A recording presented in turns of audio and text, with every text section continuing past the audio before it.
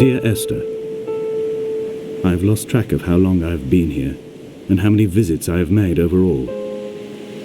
Certainly the landmarks are now so familiar to me that I have to remind myself to actually see the forms and shapes in front of me. I could stumble blind across these rocks, the edges of these precipices, without fear of missing my step and plummeting down to sea. Besides, I have always considered that if one is to fall, it is critical to keep one's eyes firmly open.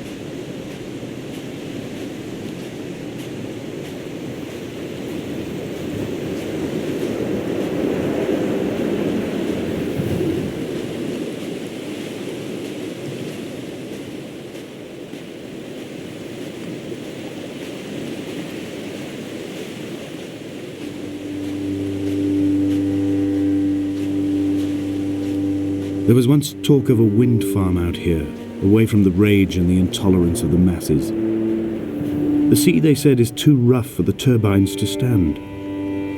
They clearly never came here to experience the becalming for themselves. Personally, I would have supported it. Turbines would be a fitting contemporary refuge for a hermit. The revolution and the permanence.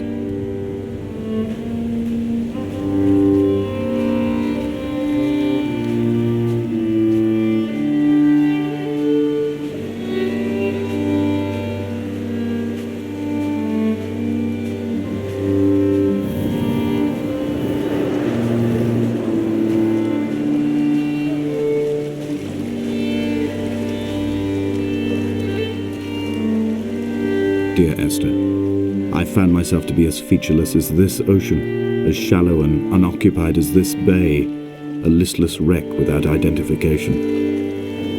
My rocks are these bones, and a careful fence to keep the precipice at bay. Shot through me caves, my forehead a mount. This aerial will transmit into me so. All overexposed, the nervous system, where Donnelly's boots and yours and mine still trample. I will carry a torch for you. I will leave it at the foot of my headstone. You will need it for the tunnels that carry me under.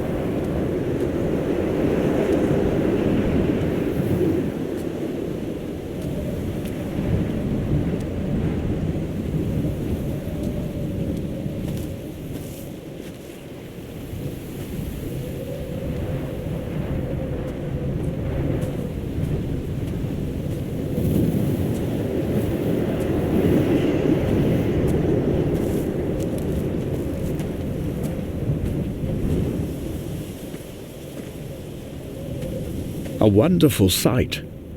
The moon cresting the junction between the cliff path and the stone circle. It cast a shadow of the ridge across the beach, all the world as if you had signed your name in untidy handwriting.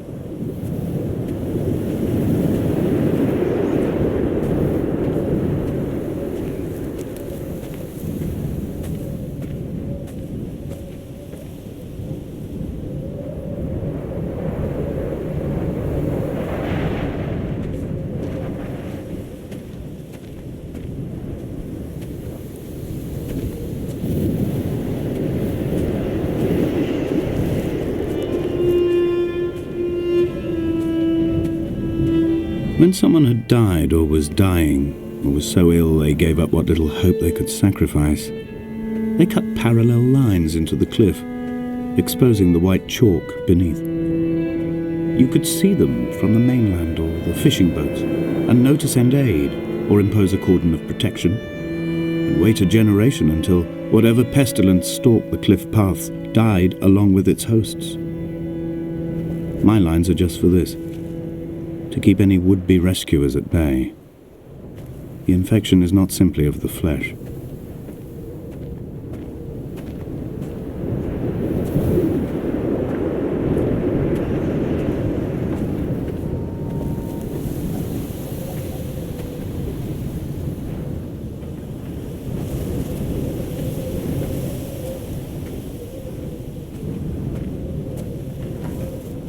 They were God-fearing people, those shepherds.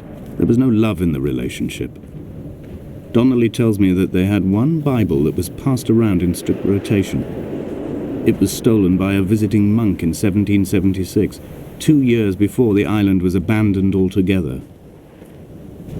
In the interim, I wonder, did they assign chapter and verse to the stones and grasses, marking the geography with a superimposed significance that they could actually walk the Bible and inhabit its contradictions?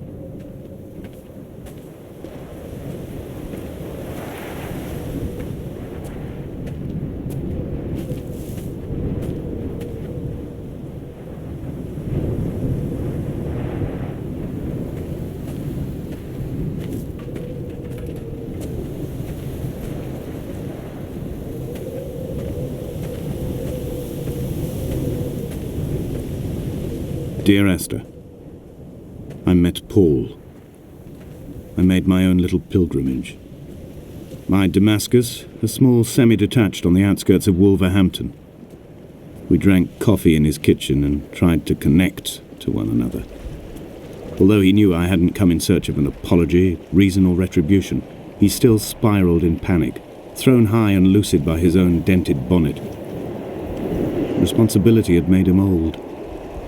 Like us, he'd already passed beyond any conceivable boundary of life.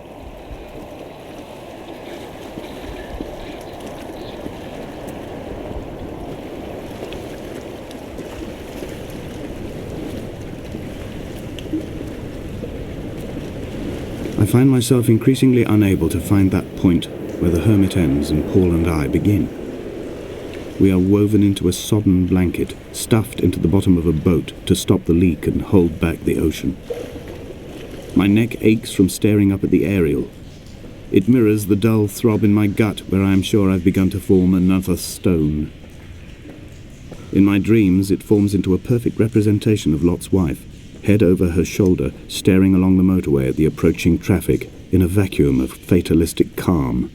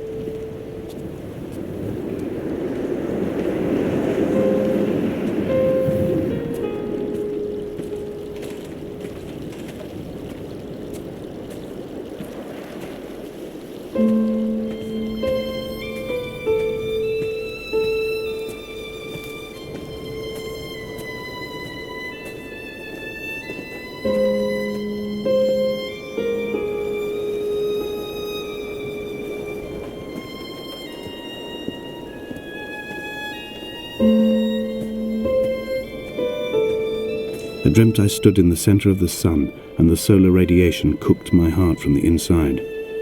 My teeth will curl, and my fingernails fall off into my pockets like loose change. If I could stomach, I'd eat, but all I seem capable of is salt water.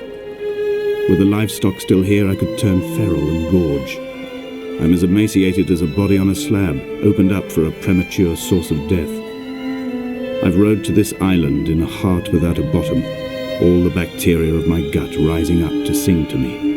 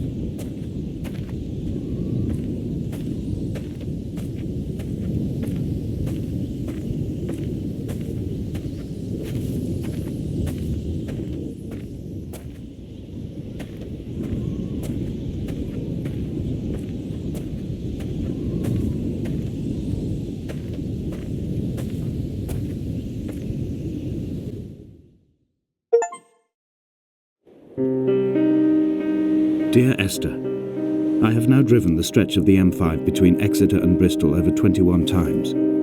But although I have all the reports and all the witnesses, and have cross-referenced them within a millimetre using my Ordnance Survey maps, I simply cannot find the location. You'd think there would be marks to serve as some evidence.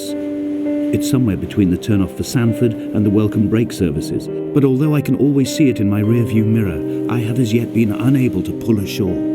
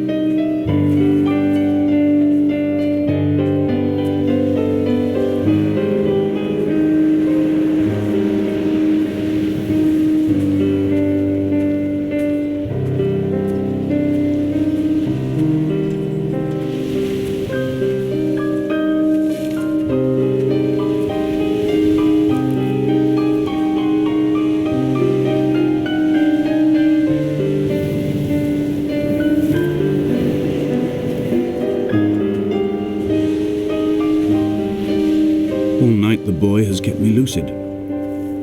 I sat, when I was at the very edge of despair, when I thought I would never unlock the secret of the island, I sat at the edge and I watched the idiot boy blink through the night. He's mute and he is retarded, and he has no thought in his metal head but to blink each wave and each minute aside until the morning comes and renders him blind as well as deaf-mute. In many ways, we have much in common.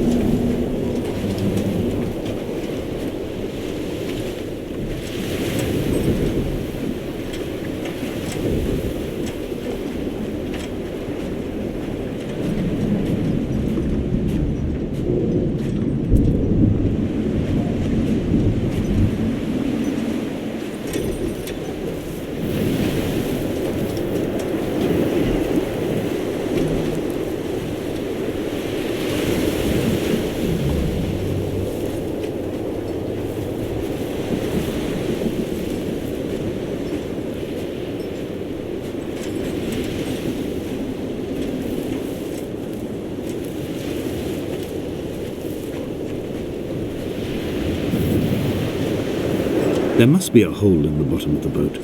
How else could new hermits have arrived?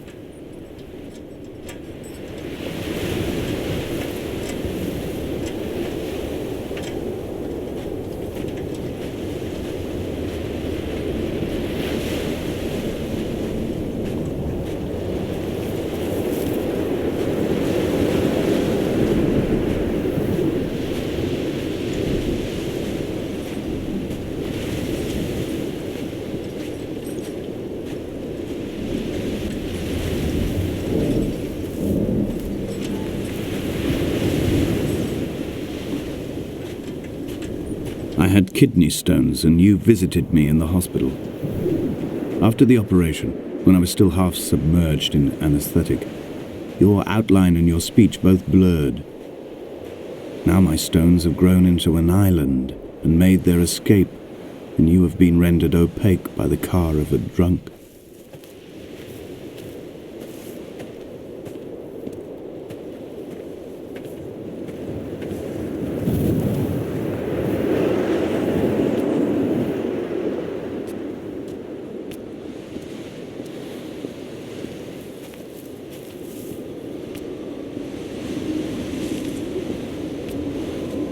When I first looked into the shaft, I swear I felt the stones in my stomach shift in recognition.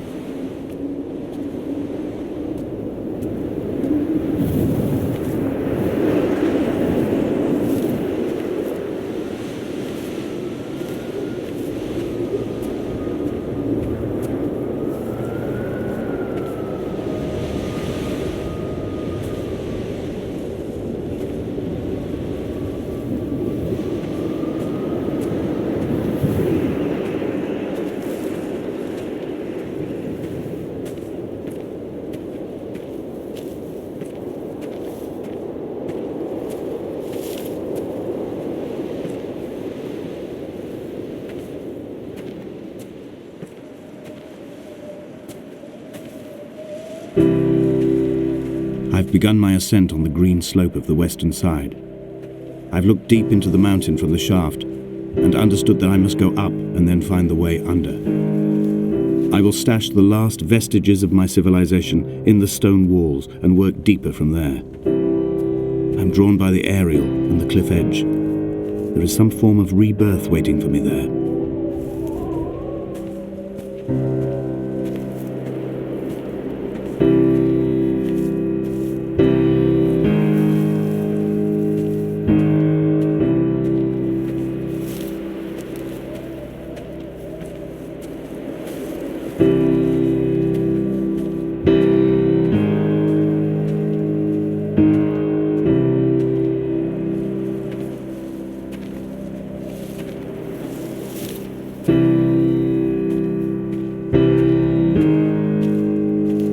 The bothy was constructed originally in the early 1700s. By then, shepherding had formalized into a career. The first habitual shepherd was a man called Jacobsen, from a lineage of migratory Scandinavians. He was not considered a man of breeding by the mainlanders. He came here every summer whilst building the bothy, hoping eventually that becoming a man of property would secure him a wife and a lineage. Donnelly records that it did not work. He caught some disease from his malcontented goats and died 2 years after completing it. There was no one to carve white lines into the cliff for him either.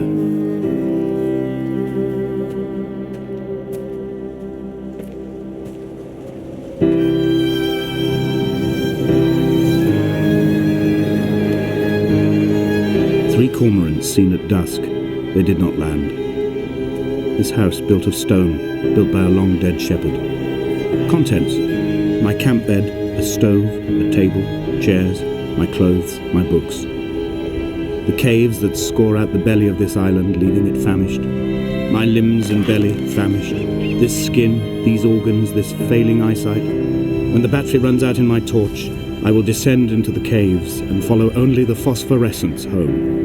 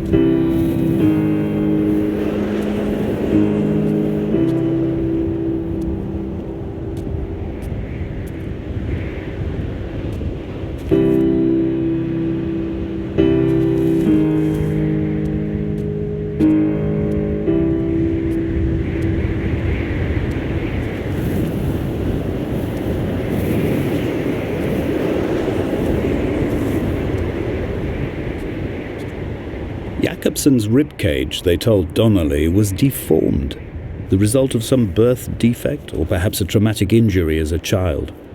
Brittle and overblown it was, and desperately light. Perhaps it was this that finally did for him, unable to contain the shattering of his heart. In half-light, his skeleton a discarded prop, a false and calcified seabird.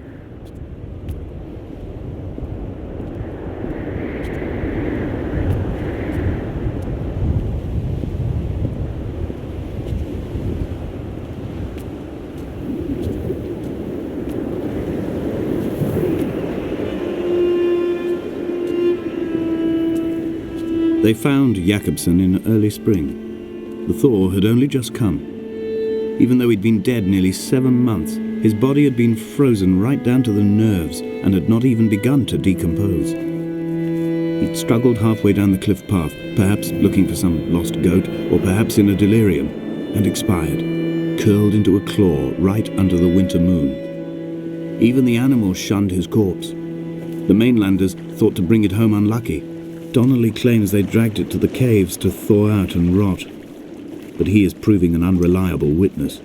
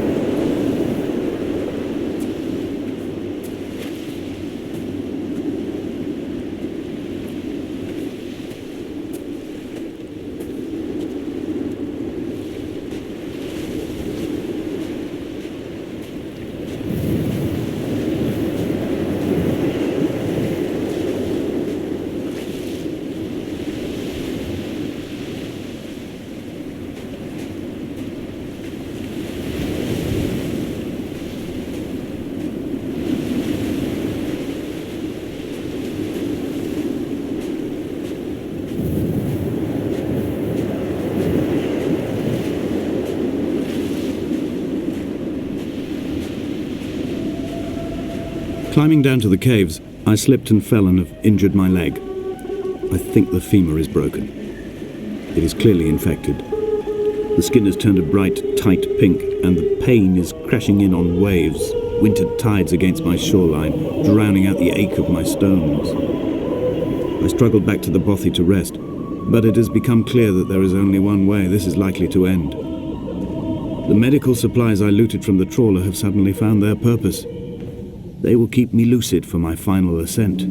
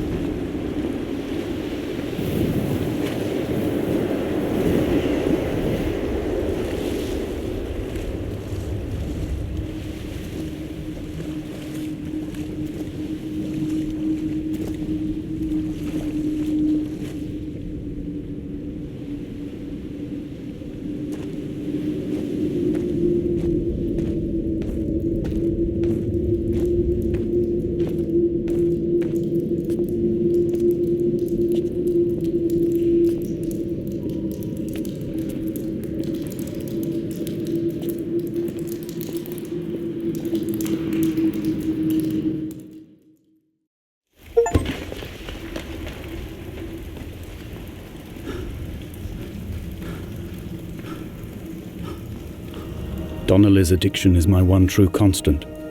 Even though I wake in false dawns and find the landscape changing, flowing inconstantly through my tears, I know his reaching is always upon me.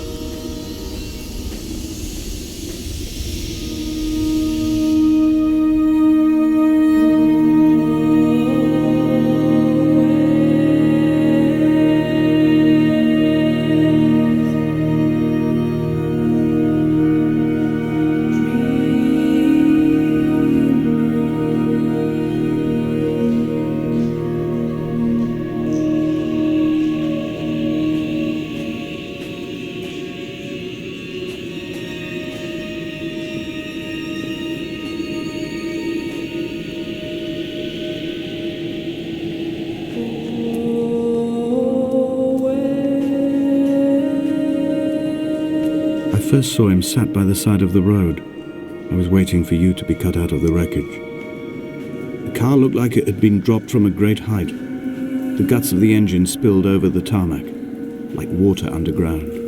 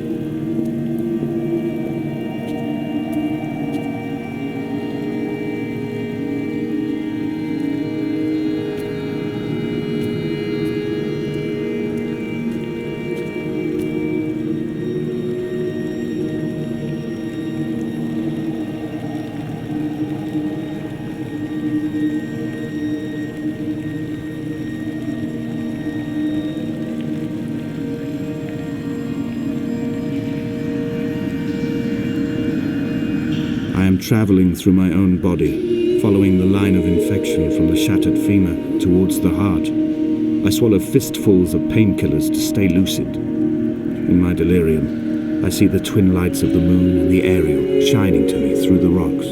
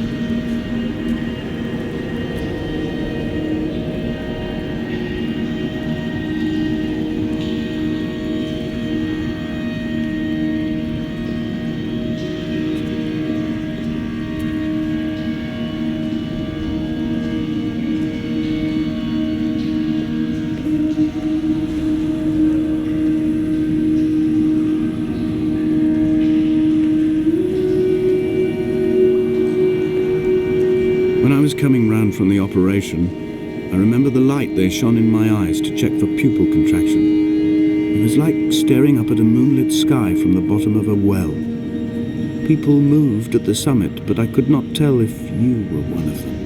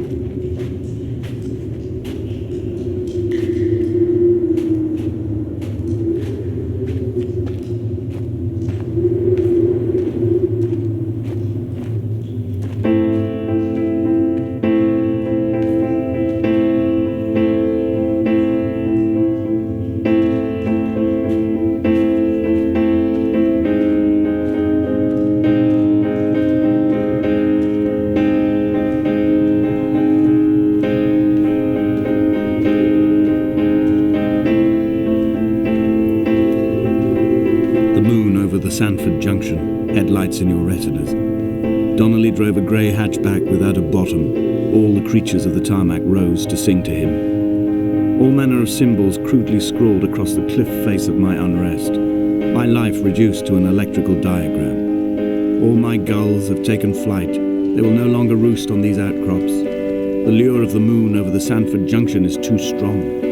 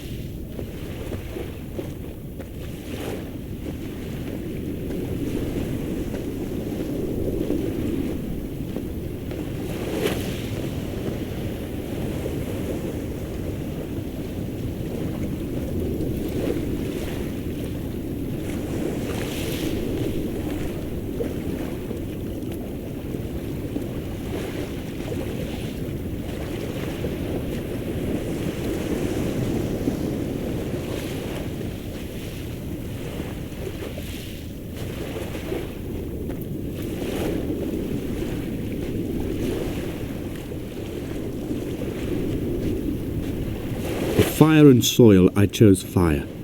It seemed the more contemporary of the options, the more sanitary. I could not bear the thought of the reassembly of such a ruin.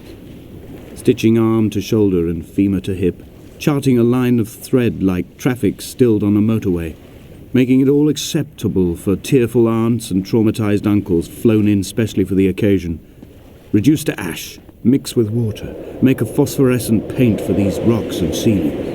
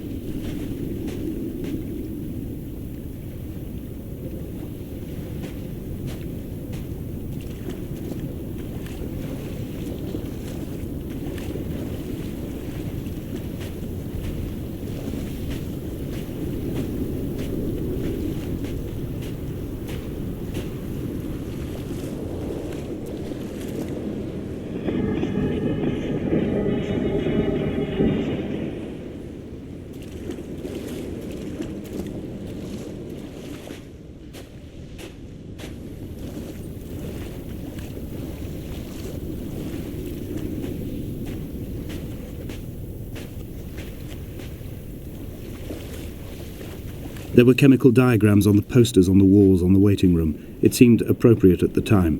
still-life abstractions of the processes which had already begun to break down your nerves and your muscles in the next room.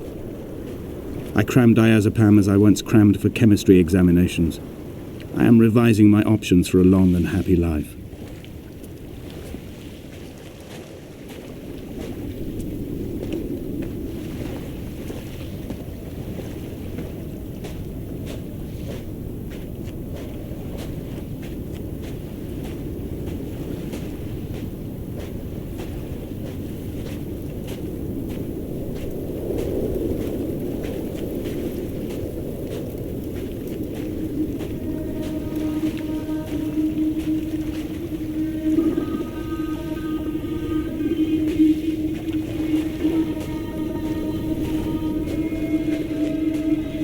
From here, I can see my armada.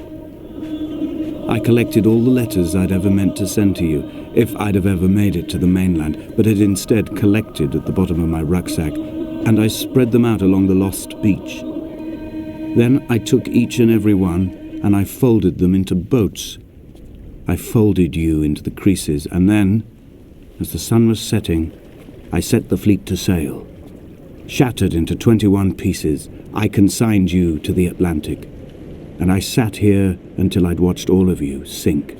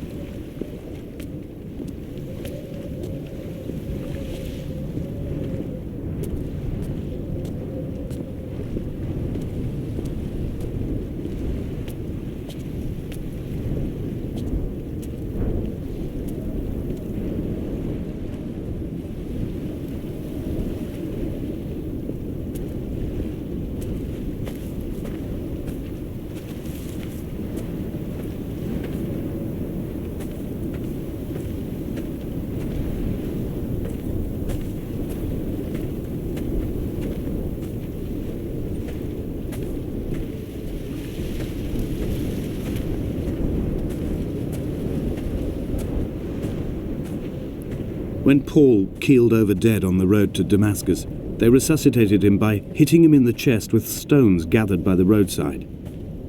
He was lifeless for 21 minutes, certainly long enough for the oxygen levels in his brain to have decreased and caused hallucinations and delusions of transcendence.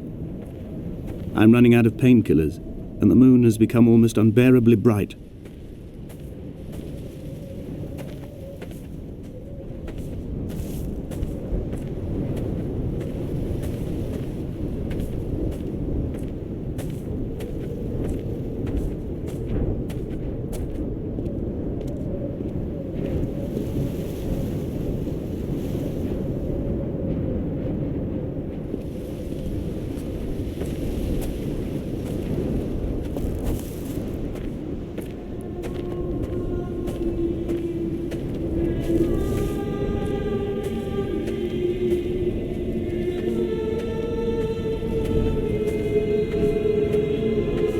I've begun my voyage in a paper boat without a bottom. I will fly to the moon in it. I've been folded along a crease in time, a weakness in the sheet of life. Now you've settled on the opposite side of the paper to me. I can see your traces in the ink that soaks through the fibre, the pulped vegetation. When we become waterlogged and the cage disintegrates, we will intermingle. When this paper aeroplane leaves the cliff edge and carves parallel vapor trails in the dark, we will come together.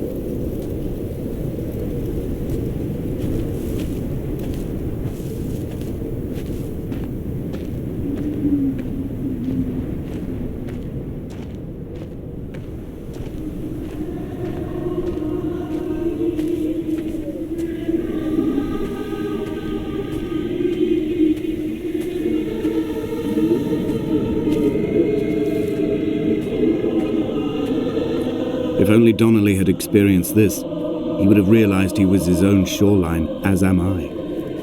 Just as I am becoming this island, so he became his syphilis, retreating into the burning synapses, the stones, the infection.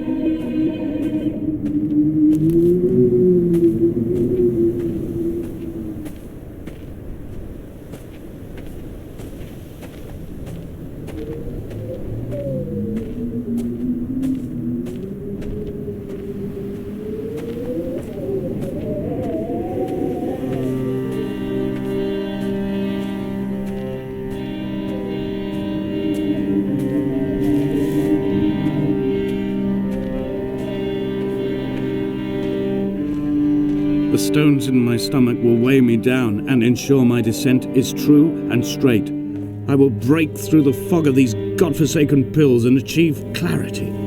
All my functions are clogged, all my veins are choked. If my leg doesn't rot off before I reach the summit, it will be a miracle. There are 21 connections in the circuit diagram of the anti-lock brakes. There are 21 species of gull inhabiting these islands. It is 21 miles between the Sandford Junction and the turn-off for home. All these things cannot, will not be a coincidence.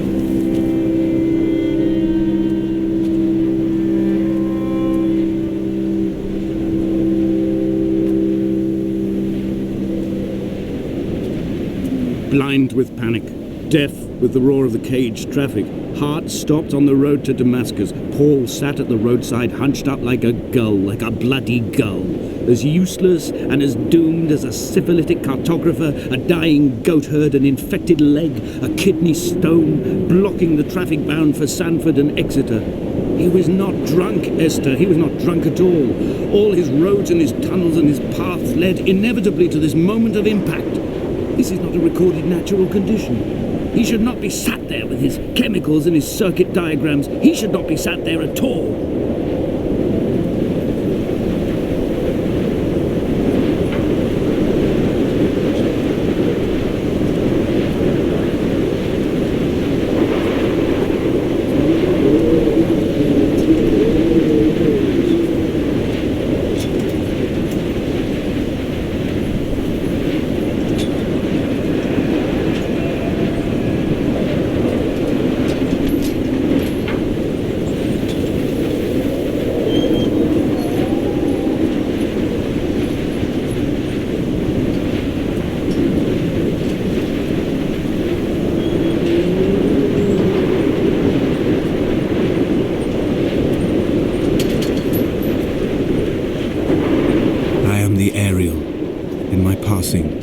I will send news to each and every star.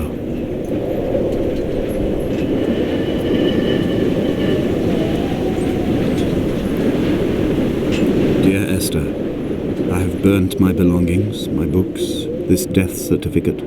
Mine will be written all across this island. Who was Jakobsen? Who remembers him? Donnelly has written of him, but who was Donnelly? Who remembers him?